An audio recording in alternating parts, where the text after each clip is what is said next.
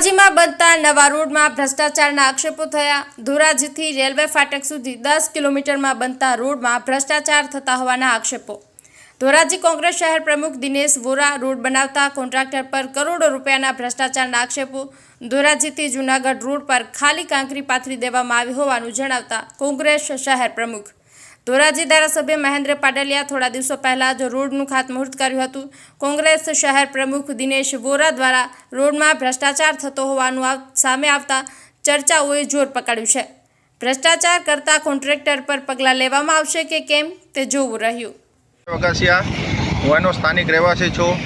હાલમાં ધોરાજીના રેલવે ફાટકથી સરહદ સુધીના પાટિયા સુધી જે કરોડો રૂપિયાના ખર્ચે રોડ બનાવવાની કામગીરી ચાલુ કરેલી છે તે પરિસ્થિતિ એવી છે કે અત્યારે તમે પાટું મારો તો ધૂળના કાંકરા નીકળી જાય એમ છે કે હાલમાં એવું લાગે છે કે એમાં 50% ડામર ફિટ નથી કર્યો કે નાખેલો નથી અને કોન્ટ્રાક્ટરો દ્વારા એમ કહેવામાં આવે છે કે અમારા સેમ્પલ પાસ થઈ ગયેલા છે। તો આમાં કઈ રીતે સેમ્પલ પાસ કર્યા કે બાકીનો ડામર ક્યાં અધિકારીના કે ક્યાં રાજકારણીના પેટમાં ગયેલો?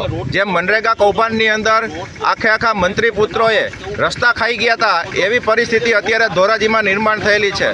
એમ કહેવાય છે કે દાદાની સરકાર, એટલે અમને સમજાતું નથી દાદાની સરકાર છે કે આ લોકોની દાદાગીરીની સરકાર છે।